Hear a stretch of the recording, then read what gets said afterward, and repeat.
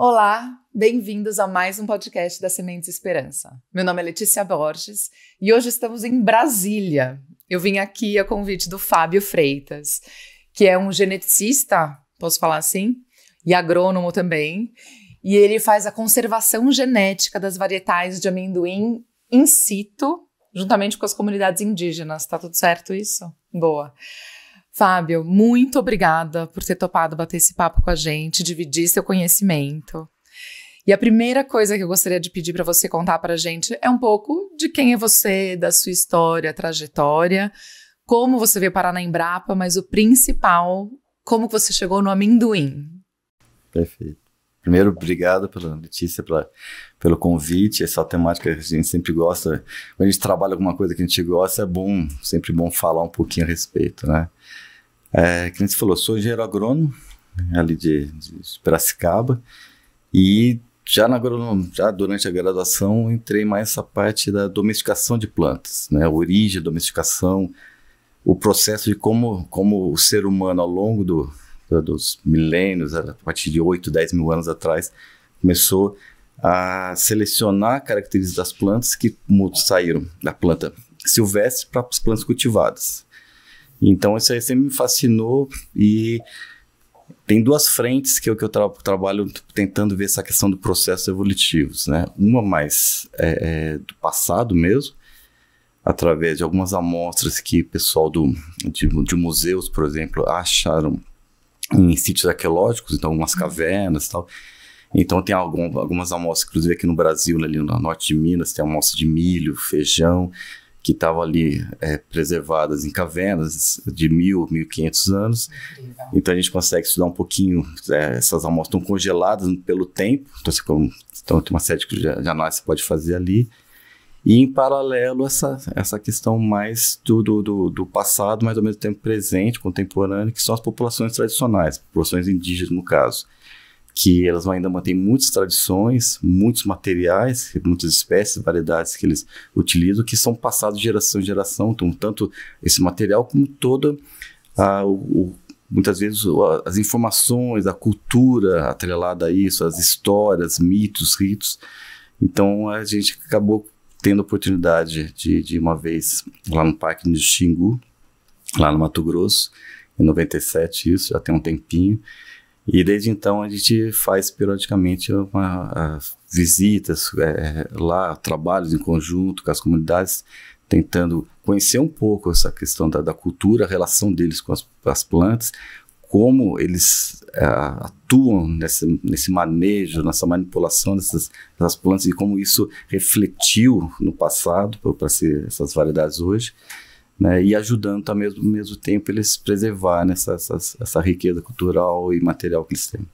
Bom, o nosso lado é o amendoim, a gente está aqui para falar disso, mas incluindo outras culturas que você acompanha, entre elas milho, mandioca, feijão também? Também, feijão, fava. Lá no Xingu, de modo geral, as populações indígenas, mas a base sempre foi muito a mandioca, sempre. Ali, e dependendo da etnia, dependendo do grupo indígena, uma cultura ou outra. Então tem algumas que o milho está mais forte, né, alguns tubérculos como batata doce, inhame, né, outras, no caso, por exemplo, do caiabi, né, que é lá que a gente trabalha mais fortemente, que o amendoim é muito forte, está muito presente, né? Então, normalmente você não encontra muito amendoim junto às populações indígenas como um todo, uma coisa ou outra, mas no caso dos caiabis, o amendoim está muito presente, é uma das principais culturas que eles se alimentam. Você falou que, inclusive, está presente até nos ritos de passagem, né? Sim, sim. Porque quando eles, desde pequeno, né, as crianças vão aprendendo com os pais, acompanham ali na roça, vê uma série de coisas, e mais para frente vão virar os agricultores, vão ter a própria roça, vão plantar. E então isso é uma passagem natural. No caso dos caiabis, né, por o amendoim, eles têm um rito exatamente de passagem da criança para a adolescência, para testar se a criança é boa plantadora de amendoim, né, para ver se ela pode plantar amendoim mais para frente. Então, em determinado momento ali, na juventude deles, os mais velhos preparam a roça, né, abrem, e dão sementes de amendoim para as crianças e elas vão plantando. E depois, né, eles vão avaliar como que essa planta desenvolveu e se produziu legal ou não, né? Então, se produziu legal, daí não, você passou no teste, né? E se não passou, daí ele não vai poder mais plantar, que é um teste só e acabou, né? Não adianta nem ele tentar de novo. Então, nessa aldeia que a gente trabalha, que é o Ilha Grande, o cacique, que é o Ciranhu, ele fazia que ele não passou no teste quando pequeno. Então, o próprio cacique da aldeia, quando pequeno, não passou. Então, para ele ter amendoim, ele tem que contratar... Depende dos outros. Contratar o sogro, um outro parente, alguém para poder ter alguém que plante amendoim para ele poder se alimentar. Muito interessante. Bom, uma das coisas que eu fiquei impressionada foi quando você mostrou a foto do amendoim. Parece gente, como eu vou descrever? Não é o amendoim que a gente está acostumado a ver, a raiz é gigante, né?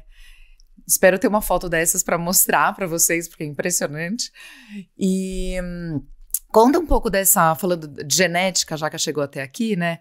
Na domesticação, quando a gente tem intervenção humana, o que foi mudando do amendoim selvagem até o amendoim domesticado? De modo geral, no processo de domesticação, tem algumas características que é meio comum para várias espécies. Uma delas é a questão do gigantismo do fruto. Então, a tendência, quando se compara um fruto, uma semente, a parte comestível, né, da planta silvestre para domesticada, a domesticada normalmente é maior, às vezes bem maior. Então, esse dentro do processo de domesticação, o pessoal foi selecionando isso aí para ficar cada vez maior.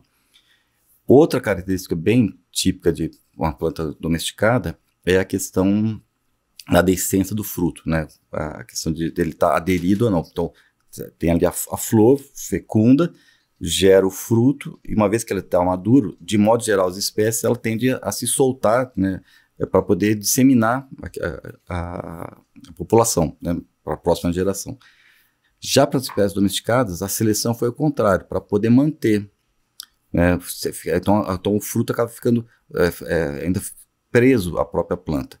Imagine uma plantação de arroz, a planta selvagem, quando está pronto, o arroz cai e fica no chão. Então as pessoas teriam que ir catando no solo, né, inviável. Então, no processo de domesticação, o grão de arroz continua aderido à planta, então fica muito mais fácil para você colher.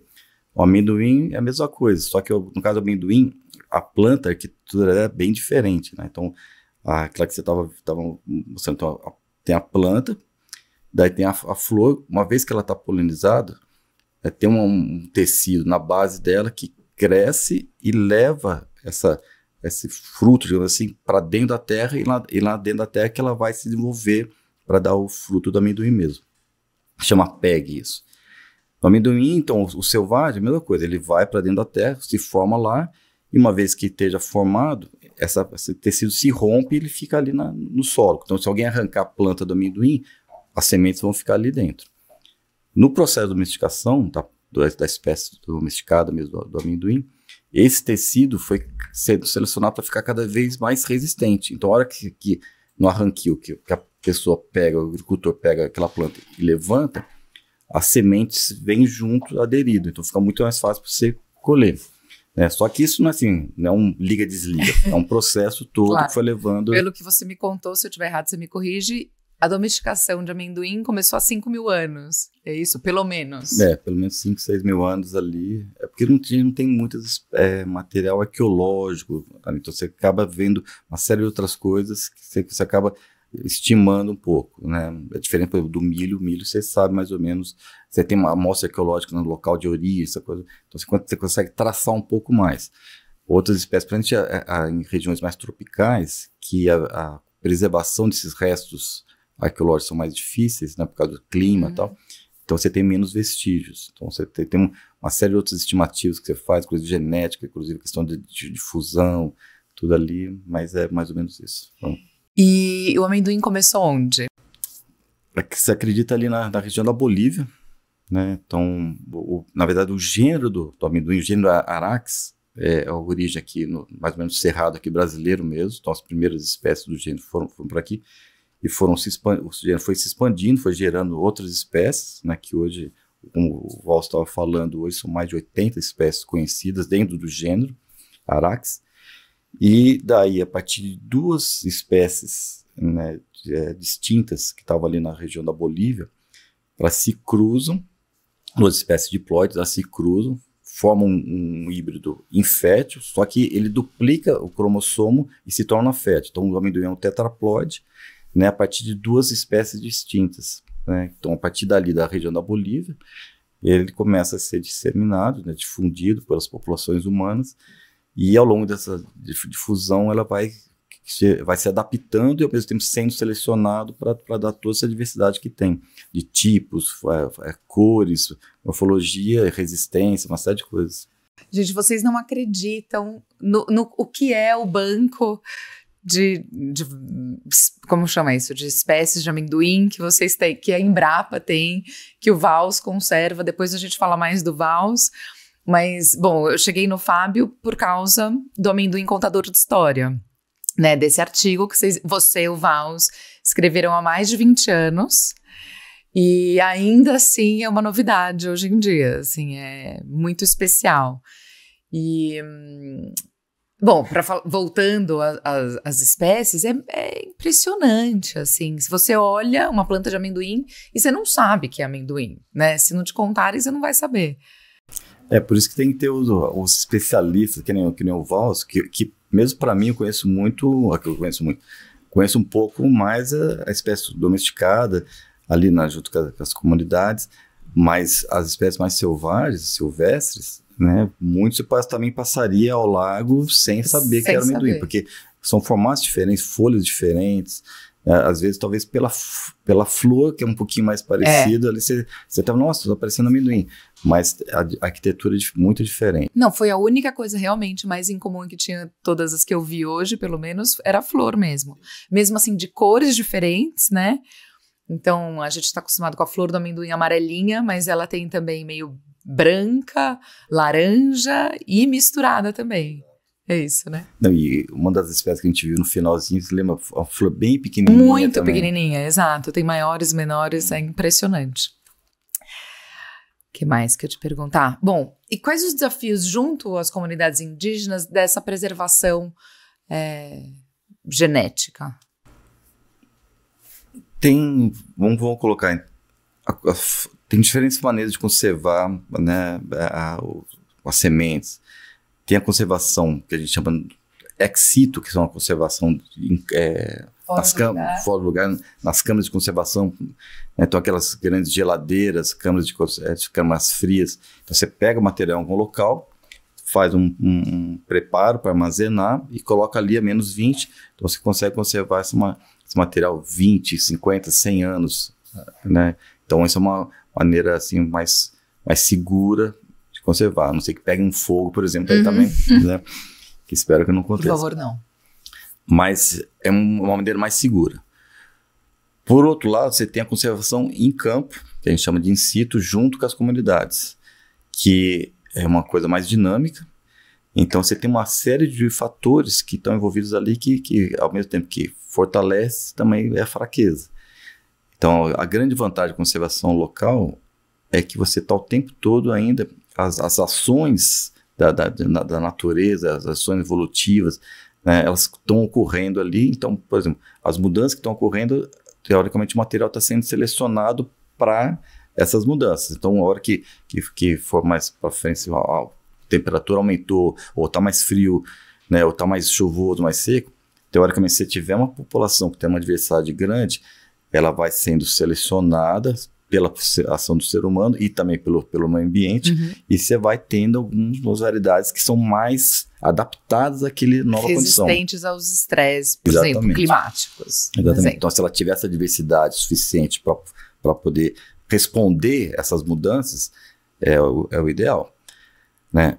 Coisa que já não ocorre que você conserva na câmara fria, né? Ela está congelada, ela não está adaptada. Então, de repente, aquilo lá que serve para hoje, que você acabou de colocar na câmara, estava servindo para hoje o material, daqui 100 anos, se você for colocar em campo, de repente ela não está mais adaptada. Então, você vai ter que fazer todo um processo de readaptação. Vai estar segura lá em termos do conjunto genético. Sim. Mas talvez você tenha que fazer toda uma manobra ali para conseguir adaptar. Então, tem esses dois lados. A local tem esse risco mais...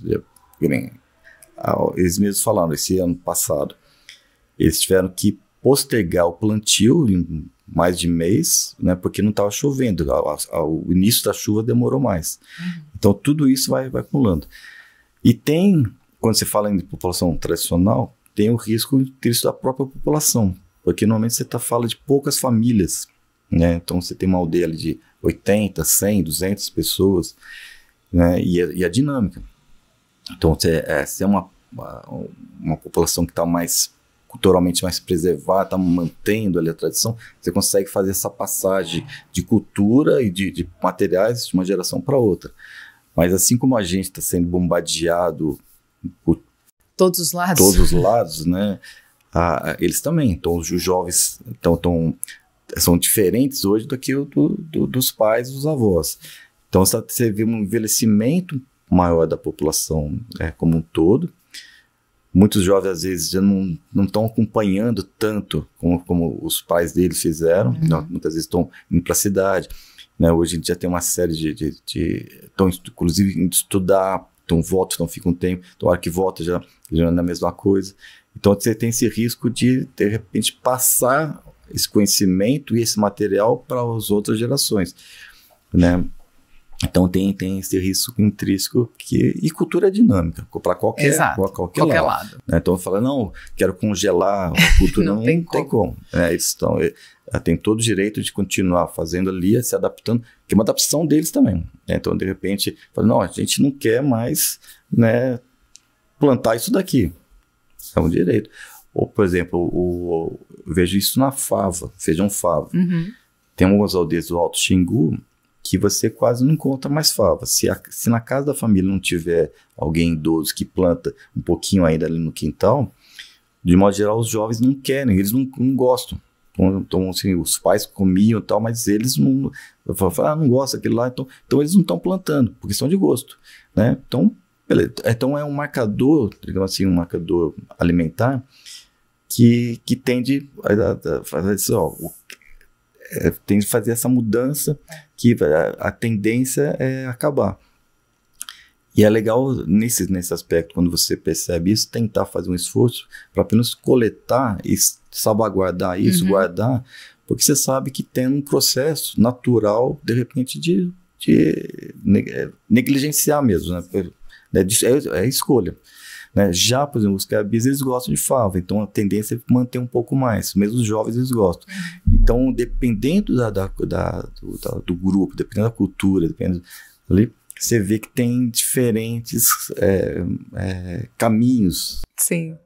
E você falou, a gente né, no começo tinham, sei lá, ou hoje tem 80 espécies de araques, o amendoim. No Brasil, brasileiro mesmo, por volta de? O Vosta tem esse número mais preciso, mas eu acho que são mais ou menos 60 que ocorrem no território brasileiro. Dessas 60, por volta de 40 são exclusivas do Brasil. Nossa, né? Porque o gênero Arax está espalhado Brasil, Argentina, Paraguai, Uruguai e Bolívia. Então, esses 5 países. Então, tem espécies que são comuns para alguns nesse território todo. Tem outras que são exclusivas nossas. Então, dentro do Brasil, parece que tem umas fotos de 40 espécies exclusivas. E, por exemplo, falando dos caiabis, você mostrou uma foto, tinham mais ou menos uns 10 tipos diferentes de amendoim ali. Tem um número que eles cultivam sempre? É isso, por volta disso? Isso também varia. Então, de ano a ano. Só para explicar, a gente falou de espécies, então dentro do gênero tem esse número grande de espécies, mais ou menos 80, e dentro de cada espécie, por exemplo, da domesticada, tem variedade. Olha aí, gente. Então, são variedades. Então, no caso ali quando você aquela foto, né, dos caiabis, eles a mesma espécie, então, Arax espoja, só que são variedades diferentes. Entendi. Pela cor, pela morfologia, então eles separam os diferentes variedades, raças locais, tem esses nomes. Então, só para o que é espécie e o que é variedade. Então, de modo geral, a gente está falando de uma espécie, o Arax espoja, e ele tem várias variedades, vários tipos, né, variações dentro da espécie. Perfeito. Né, que foram selecionadas. Então, no caso dos caiabis, eles têm muitos tipos. Então, dentro de uma mesma aldeia, você tem, se se levantar, você tem, né, dependendo da aldeia, você tem 5 a 40 variedades, algumas até mais. E agora, na mão de cada família, aquela lá, por exemplo, estava em volta de 10 tipos. Né? Só que aquela foto, por exemplo, foi tirada há mais ou menos uns 15, 20 anos. Então, hoje você volta na mesma família, já não tem tudo aquilo lá. O que eu estava falando, pelo envelhecimento da própria família. Os guardiões, as pessoas que cultivam muito, que se conhecem muito. Então, aquela pessoa que não é só agricultor, ele é mais do que agricultor, ele conhece a fisiologia da planta, características, histórias. Então, a gente chama de guardiões. Então, esses guardiões estão envelhecendo, né? Ele não tem tanta força para fazer aquela roça grande, os filhos também já saíram de casa, então não precisa fazer aquela coisa tão grande como fazia. Então, com isso, acaba tendo uma pequena erosão, às vezes, né? Porque você vai planta menos, então alguma coisa vai perdendo. Mas, de modo geral, é volta de 10 essa família. Agora, tem uma outra aldeia, né, Guarujá, que é outro cacique que chama Tuiate, que o pai dele, ele tem uma função importante nessa questão do amendoim, porque quando os caiabis, na verdade, eles não são do Xingu originalmente, eles são do Pará. Uhum. Daí, só que na região ali do Pará, estava tendo muito conflito com seringueiro, com madeireiro, e então teve uma migração. Sim. Uma migração forçada, digamos assim. Tá. Né, que tiraram eles da local e foram para o Xingu, que tinha sido já criado. Foi o primeiro parque indígena do Brasil, foi no Xingu. Né? Então ali já reunia várias etnias que já eram locais, assim, já estavam ali há séculos já, e outras foram trazidas exatamente de regiões que estavam mais conflitantes, com conflitos, foram levados para lá e os caiabis foram para lá. Só que quando eles chegaram, eles não se prepararam para essa mudança. Então, quando eles chegaram, eles não tinham trazido muito alimentos para plantar. Tinham trazido alguma coisa para comer e tal, mas não sabiam que eles iam ficar ali. Então, com isso, eles se viram na situação que eles estavam no local novo, eles estavam aprendendo, e sem aqueles materiais tradicionais deles. Então, algumas lideranças, eles começaram a fazer a pé, né, no meio da mata, ali produzindo canoa, para voltar na terra natal, pegar esse material que ficou lá, alguns parentes ficaram também, né, juntar, trazer para o Xingu, e nessa aldeia, né, fazer multiplicação e espalhar para os outros parentes que as bis estavam ali. Então foi um resgate do próprio material deles, que foi lá para o Pará, e trouxe para o Xingu. Então essa diversidade, imagine, essa diversidade toda que você vê, teve um momento histórico que teve um risco de perder. Né? Porque por um determinado período eles não tinham nada. Né? Então esse resgate é um resgate bem, bem interessante, que chama Prepori, essa liderança que foi. Né? E o filho dele perpetuou isso, de tentar manter um pouco mais essa diversidade. E ele fala que ele já chegou a ter 40 tipos diferentes na roça dele, né? Por questões familiares ali, ele perdeu um pouco essas variedades, algumas variedades, e ele está tentando recuperar de novo, né? Mas você vai na roça dele, sim, a diversidade é muito grande, é impressionante. E ele fala assim, ele planta determinados tipos, tem ano que de repente aparece um diferente, então, e isso é legal. De novo, a questão diferente só do agricultor para o guardião. Eles têm esse olhar, eles conseguem perceber essas nuances, alguma coisa que mudou, alguma planta que é um pouco diferente, daí eles têm aquele cuidado de cuidar daquela planta, perpetuar, ver se é alguma coisa diferente mesmo, testar, né? Se gostar, daí normalmente eles dão um nome e incorporam para a coleção. Perfeito. E conta pra gente um pouco sobre a rotação que a gente fala que o amendoim é uma cultura nômade, né? Então, como que é a rotação de roças dele? Como é que eles fazem? De modo geral, a agricultura indígena, que se chama de coivara, que é queima e pousio, né?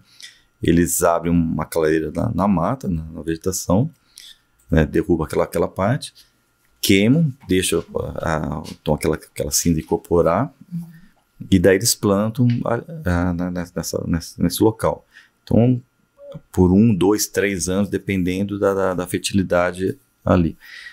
Daí eles abandonam, porque o solo começa a ficar mais fraco, eles abandonam aquilo lá e migram para faz uma roça numa nova área. Às vezes até adjacente, ou próximo. Então eles vão fazendo isso daí. Abre uma área, prepara uma roça, 1, 2, 3 anos, muda para uma outra, né, mais um tempo. E por que eles mudam? Porque daí a própria vegetação em torno começa a ajudar a recuperar aquilo lá, começa a fazer uma capoeira, né, a mata vem de novo. Então, dependendo do local, dependendo da mata, depois de 15, 20, 25 anos, aquela região, aquele local tá apto de novo a poder receber uma nova roça. Então, eles vão lá e abrem de novo.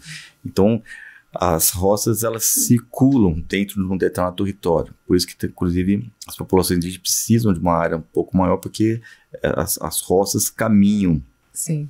Então, e normalmente as roças são familiares, então você tem várias famílias, você tem que ter várias roças, e não é só uma roça, normalmente uma roça, já a segunda, a hora que essa aqui já está no segundo ano, ela já está abrindo uma nova. E até mesmo as antigas, às vezes, dependendo da etnia, eles já plantam algumas espécies mais perenes que vão ficar ali, mesmo que a hora que vem a mata, às vezes fica alguma espécie ali no meio também que eles usam. E é interessante que acaba sendo, inclusive, como um banco. Uma vez a gente foi lá tentar fazer um levantamento e eu perguntei sobre a questão do abacaxi, que eles plantam bastante, porque tem um abacaxi fruta e tem um abacaxi, uma outra espécie de abacaxi que eles usavam muito para fibra. Tá. Né? Então aquela folha do abacaxi, né, eles batem, né, e acaba virando fibra. Né? Então eles torcem e usam para uma linha, uma corda muito resistente. E é uma espécie mais perene. Então, às vezes, eu perguntei onde é que estava. Eles foram numa roça que estava abandonada já há alguns anos e estava ali. Então, ele fica como se fosse um banco, fica sobrevivendo ali por um tempo, até que alguém pegue, utilizar e leva para outro local. Então, tem algumas espécies que ficam vivendo ali meio, assim, no estoque natural, para se utilizarem depois. Né? E para os agrônomos que estão acostumados com muitas pragas do amendoim, dessas variedades que a gente cultiva comercialmente, conta um pouco como é que funciona isso. Como a roça, primeiro, ela tem diferentes variedades dentro da mesma roça. Sim. Então isso aí já controla um pouco mais. E normalmente não é só uma espécie. Então você coloca ali a roça do amendoim, tem abacaxi, tem banana, tem cará, tem inhame, tem mandioca. Então tem uma série de espécies que estão juntos ali, né? Que nem estava falando. A gente abre a roça, daí planta um tipo de amendoim aqui, daí ele faz uma linha de mandioca para separar do outro tipo de amendoim aqui. Daí ele coloca uma melancia, na borda ele coloca uma abóbora, uma banana. Então, tudo isso ajuda um pouco, inclusive a questão de inimigos naturais. Então, então não tem muita doença. Uma coisa ou outra tem, mas não é muito problema. O problema maior que eles falam é porcão, né, que é o porco do mato. Que daí a hora que entra, né, para batata doce, para mandioca, eles entram que comem com gosto. Com gosto mesmo, dá um ódio, né? Estão tentando ver estratégias para ver como fazer para barrar. Vamos tentar colocar alambrado, só que eles são muito fortes. Fortes e as áreas são muito grandes, então você não consegue. Então você coloca ali. Agora eu vi numa aldeia uma coisa interessante. Ele fez a roça dele, no perímetro da roça, ele colocou bem juntinho abacaxi, plantas de abacaxi. Então a planta cresceu aqueles espinhos todos. Né? Isso segurou mais, né? Achei bem interessante ali. Então você chega na roça dele, né? Tá aquele perímetro todo de abacaxi, né? Então vira uma seca natural. E além de que ele tá usando abacaxi para se alimentar e tá até comercializando, tá conseguindo vender, trocar em outras aldeias, essas coisas todas. É interessante, uma estratégia boa. Muito bom. Deixa eu ver o que mais, que gente, falamos um monte já. Quer dizer, além do amendoim cultivado e ser conhecido, né, dentro daquele gênero todo amendoim que a gente falou que são mais de 80 espécies, tem outras 2 espécies, pelo menos, que entrar nesse processo de domesticação também. Não estão tão avançados que nem o amendoim cultivado, o Araxes pode, mas tem outras 2 espécies, que é o Araxes villosa-licapa e a Araxes stenosperma, que também estão passando por esse processo de domesticação. Então, são espécies que você só encontra na mão, na presença do ser humano, né, pelo agricultor. Então, ele leva, planta, leva. Então, você não tem expedições de coleta que o pessoal faz, você não acha essas 2 espécies espalhadas que nem as outras espécies silvestres. Né? Essas 2 espécies você só encontra na mão de agricultores. E é interessante, por exemplo, no caso lá no Xingu, você tem 3 etnias, né, que são do tronco linguístico aruac, que tem o Araxes villosa-licapa, que também tem uma morfologia parecida com o amendoim, só que é uma planta um pouco menor, que a gente considera sendo domesticada porque o fruto é maior do que o silvestre, né, não tão grande quanto o amendoim cultivado, né, mas é maior. Mas a hora que você arranca a planta, aquela que a gente estava falando, daquele tecido que hoje no amendoim cultivado ele é resistente e vem, ali fica tudo debaixo da terra. Ali quebra. Então eles arrancam a planta e vão com um cavadeirinho, né?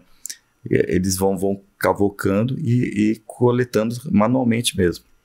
Eles peneiram ou não? Eles vão com a mão? Não, vai com a mão. Então vão ali, pegam uma madeira pontuda, né? Vão passando e já vão pegando ali mesmo, né? Porque também não é uma plantação tão grande, não é uma plantação na roça, por exemplo. Normalmente eles plantam isso, né, no limite entre a casa e a roça. Então a gente chama de quintal. Então eles colocam algumas ali, cresce uma população grande, e daí eles vão... E eles estão selecionando as mais resistentes agora. É bem possível que sim, né? O processo do amendoim foi isso, né? Então você vai...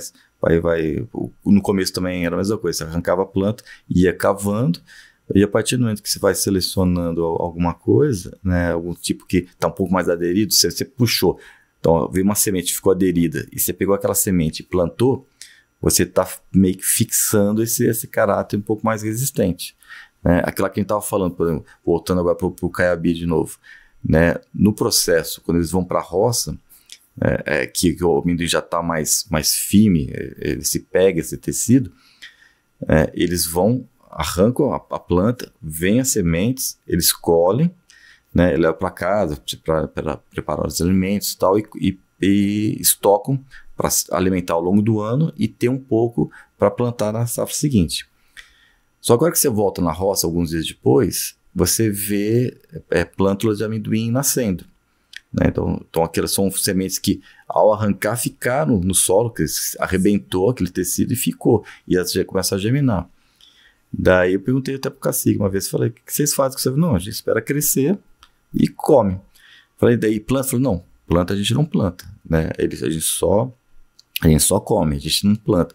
Então, só do fato dele deixar crescer, se alimentar, mas não plantar, perfeito, ele está selecionando aqueles indivíduos que não são resistentes ao arranquio, daqueles indivíduos que eles já colheram alguns dias antes, que são resistentes, e eles estão preservando lá e vão plantar na outra safra. Então, a safra seguinte vai ser só indivíduos que foram resistentes a esse tecido.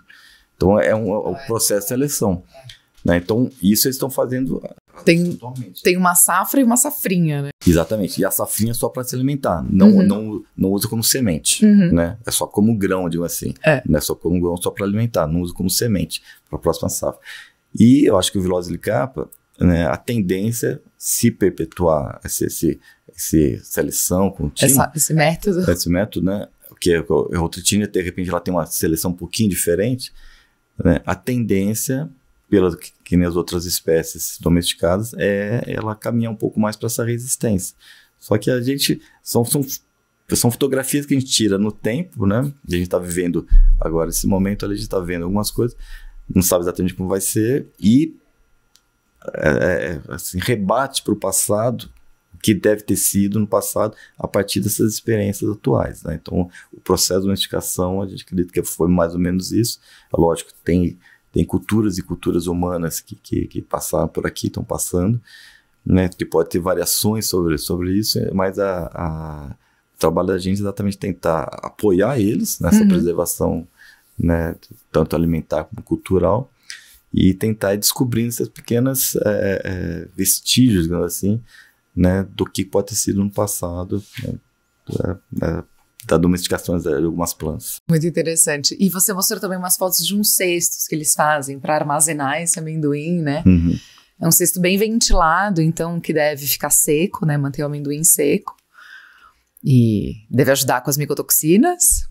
Isso. Para cada espécie, eles têm, de modo geral, têm uma maneira de conservar, estocar para a safra seguinte, para se alimentar da safra seguinte. O amendoim, eles colhem, né? Eles deixam ali alguns dias no solo limpo para poder secar um pouco mais, e daí eles colocam essas cestas. Eles fazem umas cestas, que nem você falou, é bem ventilado, normalmente em cima de uma pedra para não ficar em contato com o solo. E com isso, então o ar circula um pouco dentro, e então o fungo, essas coisas, normalmente não prospera muito. Então é uma maneira que é interessante, que ao longo do processo também de relação planta-ser humano, as diferentes formas de armazenamento também foram sendo adaptados. Que nem eu estava falando, o milho, quando eles colhem um milho, eles esgarçam a palha e colocam lá em cima, no forro assim, da casa, quando a gente tem a fogueira embaixo, então aquela fumaça da fogueira, né, ajuda a preservar o milho. Outras espécies, cada uma de uma maneira diferente. E o amendoim é assim, eles fazem essa cesta. A questão da dinâmica cultural que está falando. Por questão de facilidade, hoje em dia eles têm mais acesso a esses cestos de faipa, não? Esse saco Esses sacos, né? Sacos de adubo, sacos então, para facilitar, alguns já estão usando esse saco, na hora que pega o amendoim e coloca dentro. Ele não sabe até que ponto que isso está interferindo na questão de patógeno ali, porque eu acho que o saco um pouco mais fechado, então ventilação. Então é uma coisa de verificar, e se for comprovado que realmente não é o ideal, fazer um trabalho com eles de mostrar o porquê que deveria tentar uma outra maneira, ou voltar ao uso do cesto, né? Ou de uma outra maneira um pouco mais tranquila, para não trazer prejuízo à questão de saúde deles. Claro. Porque se você pega um alimento que está começando a ter um pouco mais de fungo, quem sabe que o nome, no caso do amendoim, é problemático, essas toxinas, né? É um alerta, inclusive, para eles, melhor não fazer. A gente não quer interferir na cultura nem na dinâmica. Mas algumas coisas que a gente, de repente, você percebe que não está sendo legal, é bom você dar esse toque. Né? Perfeito. E a questão de alimentação? Você comentou do canapé, e a gente, inclusive, teve o Rodrigo Ribeiro, que foi um entrevistado falando sobre gastronomia, trouxe inclusive o seu artigo, mas trouxe também, falou um pouco do canapé, mas hoje, quando você mostrou nas fotos, ilustrou de uma maneira bem diferente.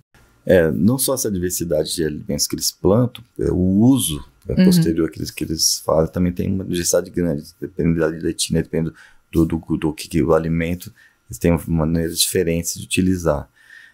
No caso do caiabi, eles têm vários pratos que eles fazem com amendoim. Como o amendoim é o carro-chefe mesmo alimentar, eles têm vários pratos. O canapé é eles pegam o amendoim que acabou de colher ali da roça, então ele está meio verde um pouco, leva para a aldeia, eles dão uma pilada, colocam no pilão, dão uma quebrada um pouco no amendoim, então ficam uns pedaços grandes, junto com uma massa de mandioca, então fazem grandes bolas, então aquele amendoim com a massa de mandioca, envolve na folha de bananeira e coloca na brasa. Daí depois de um tempo eles tiram aquela folha da bananeira, então a casca já está assada. Eles vão tirando fatia, então tira a primeira fatia que está assada, então o interior ainda está cru, assim. Então volta para a brasa, espera ficar bom, tira mais uma fatia, então eles vão tirando fatia por fatia no processo e fica delicioso, né? Aquilo lá é bem nutritivo, né? O sabor bem gostoso e fresquinho ali, bem tranquilo. E além desse, tem outros alimentos que eles fazem com amendoim. Normalmente eles fazem mingau, né? Tipo um caldo, eles cozinham amendoim com arroz, amendoim com batata doce, né? E então faz uns caldeirões grandes. Então você toma umas canecas daquilo lá, também é bem nutritivo, é bem gostoso. Boa. Ia só comentar, se alguém soubesse, tem alguma relação canapé e canapé? Né? A gente entende que o canapé seja francês, mas vamos ver, quem sabe os franceses não estão copiando aí. Teve aí uma... Assim como a batata inglesa a batata veio daqui dos Andes, né, de repente. E aí virou uma batata inglesa, né? Isso é alguma coisa do tipo, né? Então, questão de história, vamos ver. E se alguém souber, por favor, divida com a gente. Exatamente. O que mais que você gostaria de contar? Eu acho que, assim, um pouco de experiência pessoal, assim, eu acho que trabalhar com comunidades tradicionais é bem interessante, que qualquer cultura que você tenha um contato diferente, você acaba conhecendo outras dinâmicas, uma diversidade. Você avalia a tua própria cultura muitas vezes. Exato. Né? Então, assim, uma coisa que me dá muita satisfação não é fácil muitas vezes, né? Inclusive a chegada, muitas vezes são locais mais isolados, né? Você tá ali. A fotografia é bonita, mas para você tirar aquela fotografia, você passa... Tem uma questão logística, né? Você passou muito calor, às vezes fome, frio, né? Então, assim, chuva. Então, tem uma série de coisas, mas é muito reconfortante. A hora que você chega na tua casa, que você aperta o botão, acende a luz, né? Tem a privada, né? Abre a geladeira, tem comida. Você dá mais valor, às vezes, naquilo lá, né? E, ao mesmo tempo, você dá valor para quem produz esses alimentos, né? Seja em pequena escala, como também em grande escala, porque não é fácil, né? Com a tecnologia que você tenha, né, maquinário, tudo, todo dia, né, se a gente vai na época da safra, seja para plantar, seja depois para colher, é um trabalho herculano mesmo, então a gente tem que tirar o chapéu para esse pessoal, desde o pequeno agricultor até o grande agricultor, porque e cada ano as condições, você não sabe se vai chover mais, se vai chover menos. Então, assim, não tem muita previsibilidade muitas vezes. Não, ser agricultor é horrível, gente. Todo dia você acorda rezando. Chove, chove, chove, para de chover, calor, é frio, é horrível. Então tem que dar os parabéns para esse pessoal ali. E no que a gente puder ajudar nessa parte, seja um pouco de história, seja um pouco na questão de tentar recolher um pouco esse material para conservar a longo prazo, né? Também... tanto para a sociedade como um todo, como para as próprias populações, que a gente estava falando. As populações também estão envelhecendo, mudam. Então, já teve casos, por exemplo, que a gente, na própria aldeia Ilha Grande, que quando a gente começou a trabalhar em 2001, 2002, a gente fez uma coleta grande de algumas espécies, estava guardado aqui, e daí por volta de 2012, 2013, eles perderam uma safra inteira de milho. Né, exatamente isso. Começou bem, no meio da safra deu um veranico que na hora que ia granar, né, as plantas morreram. Então eles, de uma hora para outra, eles estavam sem milho. Daí, como a gente tinha aqui conservado, eles pediram, a gente pegou da câmara uma parte, multiplicou e devolveu. Então foi um ciclo que se fechou, que a gente devolveu o próprio material deles. Maravilhoso. Né? Então essa questão, às vezes as pessoas ficam preocupadas, você está coletando, você vai passar esse material para lá. Não, acho que a função nossa é tentar preservar o máximo que a gente pode, seja de material, seja de informações atreladas a esse material, porque você nunca sabe quando você vai precisar desse material, seja realmente, né, para agricultura moderna, mas para frente, seja para as próprias comunidades tradicionais. Então tem uma série de coisas que às vezes a gente tem que parar um pouco, esse medo tão grande de dividir, porque a própria agricultura no mundo, ao longo da história, sempre foi essa coisa difusa, né? Um passando para outro. A segurança alimentar do ser humano foi exatamente isso. Você repartindo material, que quanto mais pessoas tiverem aquele teu material, né? Primeiro, ele vai difundir por ambientes que vão estar sob pressão de seleção diferente, então você vai estar selecionando, você está adaptando esse material, e se alguém perder, o vizinho tem, o parente tem. Maior a segurança alimentar, né? Exato. Então a gente tem que tentar, lógico, tudo dentro de alguns limites, mas você tem que tentar baixar um pouco esse medo ali e em prol da preservação como um todo, seja do material, seja cultural. Maravilhoso. E você está trabalhando com as comunidades, você falou desde 94? 97. 97. A primeira vez que eu fui lá foi em 97, exatamente dentro daqui, voltando agora àquela questão do, quando eu comecei mais a parte história, com amostras arqueológicas que a gente tinha, e daí uma antropóloga lá do Museu de Arqueologia lá da USP em São Paulo, fez contato que ela já trabalhava no Xingu, ela queria investigar um pouco mais essa questão da agricultura indígena, daí me convidou para ir para lá. Então eu fui para lá em 97, né, e não parei desde... E agora você vai todo ano, como é que é? Toda safra você acompanha? Como funciona esse? Depende. A gente tenta ir o máximo possível, mas como a gente depende muitas vezes de financiamento público ou mesmo captação de recursos, então tem época que você tem mais recursos, tem época que você tem menos, então já teve períodos, né, que a gente conseguiu ir bastante. Teve uma época que até eu morei lá, né, porque a minha esposa é enfermeira da FUNAI. Tá.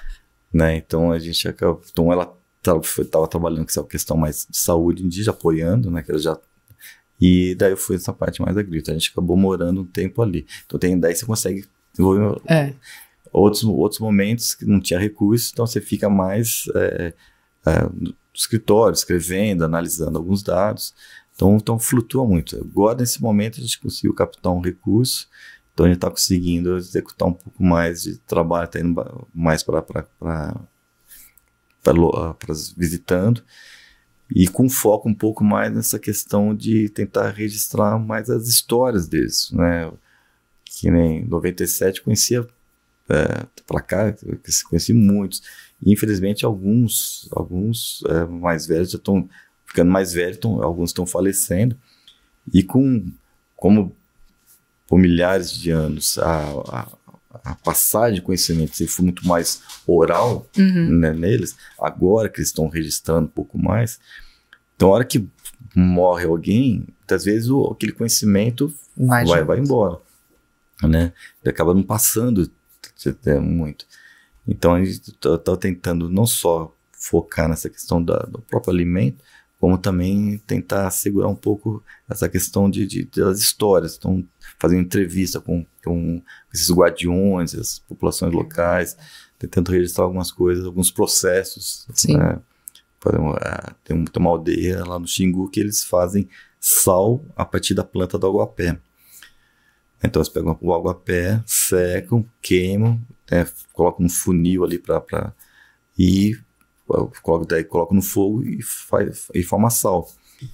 Então, assim, tem alguns processos que eles fazem, que foram aprendendo, que é muito interessante. Então, a gente está tentando registrar algumas coisas, né, porque são conhecimentos, são histórias, fazem parte, né, de repente, mais para frente, por alguma razão, essa etnia para de fazer esse processo, mas de repente, daqui 2, 3 gerações, vão falar, eu sabia que meu avô fazia isso, como é que era? Você tem ali registrado.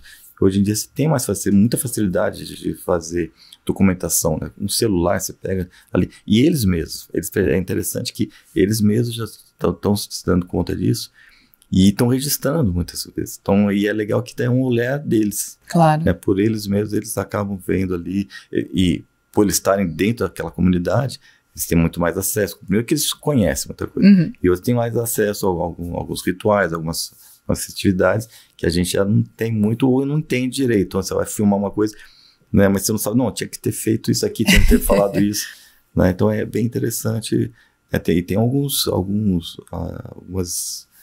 indivíduos que são já meio cineastas mesmo, né, de fazer filmagem, festivais, é importante esse registro. Muito bom. E, esse ano você vai lá. Tô curiosa para saber da safra esse ano, a colheita esse ano de amendoim, como foi ou como vai ser.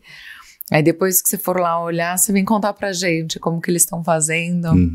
Hoje é quarta-feira, sábado eu tô indo pra lá. Olha aí. Então, daqui 15 dias eu tenho essa informação pra dividir. Boa. Vou lá, também tô curioso pra ver, porque como realmente eles atrasaram muito essa safra, então queria ver como estou curioso para ver como foi o desenvolvimento dessa safra, para ver se você conseguiu produzir direito, né? Mas pelas informações, a princípio, parece que sim. Ótimo, que bom. A vantagem das espécies de plantas, elas têm uma plasticidade muito grande, né? Então, essa diversidade, inclusive, ajuda elas estão adaptadas a essas variações também um pouco ambientais, mais seco, mais úmido. Elas resistem mais, resistem, né? E se adaptam, né? Então, o ciclo, ela tem que completar aquele ciclo. Então, tem estímulos que muitas vezes, às vezes, ela não está nem no tamanho certo que seria, mas ela percebe que vai estar secando, ela já produz as sementes, né? A flor, a semente e dissemina. Então tem essa plasticidade da natureza que é bem, bem interessante, que ajuda ela a se perpetuar. Sim, no fundo, as espécies elas nascem para se perpetuar, né? Então elas têm uma série de adaptações para tentar potencializar isso ao máximo. E a gente fala que o amendoim é uma cultura muito rústica, né? Então ela já é muito resistente, e ainda com todas essas que eram selvagens, as domesticadas, vamos dizer assim, elas já estão ainda mais, né? Sim, elas estão mais adaptadas, né? Mas ao mesmo tempo você vê, a exigência nutricional dela é grande. É grande. Então, quando os carabis, por exemplo, vão selecionar o local para a aldeia, eles normalmente buscam regiões de terra preta, aquela terra que chama terra preta de índio, são aqueles solos antropomórficos, ou seja, que aqui, pela ação do ser humano, foram enriquecidos. Que a gente até hoje não sabe exatamente como foi feito isso, mas, de modo geral, é um acúmulo muito grande de matéria orgânica que fez com que aqueles solos, tem muito na Amazônia, você está passando, você tem uma terra vermelha, por exemplo, de repente você tem uma mancha de terra preta, né? E normalmente você em conjunto ali se encontra caco de cerâmica, alguns instrumentos de pedra, por exemplo.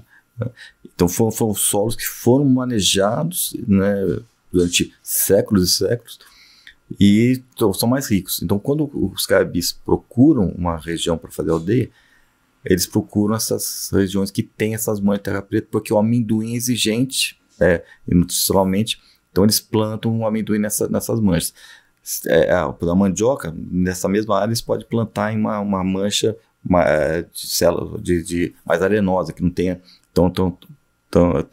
seja tão fértil, sim, né, o solo, porque a mandioca ela vai mais tranquilo, não é tão exigente. Agora, para o amendoim, eles vão e selecionam isso daí. Um solo mais nutritivo. Que é por exemplo, a questão da limitação, que é aquele... você tinha perguntado, alguns problemas que existem. Hoje em dia, com as populações estão crescendo, essas regiões, por exemplo, de mancha de terra preta, estão ficando mais escassas. Então, como vai ser mais para frente, a partir do momento que você começa a ter limitação de espaço, né, para perpetuar aquelas amostras, aquelas espécies, aquelas variedades que precisam daquilo lá, você vai ter um fator mais limitante também, né? Como que eles vão se virar nisso daí. Mais um desafio. Fábio, muito obrigada por essa aula, por dividir todo esse conhecimento. Foi um prazer. Obrigada por ter me convidado para vir aqui. Eu já aprendi muito. Eu amei ter visto o que eu vi hoje e quero muito dividir com todo mundo, porque é uma alegria todo esse conhecimento. Muito, muito obrigada. Eu que agradeço. Sempre gostoso conversar um pouquinho ali, um bate-papo, né? E forte quando quiser. Eu espero que o pessoal goste também. Com certeza. Vou dividir aqui só o arroba da Sementes Esperança, que é @seeds_esperanca, e o @mandumim. E fica aqui também, em breve, o da Embrapa. Não é especificamente de genética, cada um tem um, né? Cada unidade normalmente tem um. Mas a gente vai achar e vai dividir com vocês. Muito obrigada. Eu agradeço. Tudo de bom.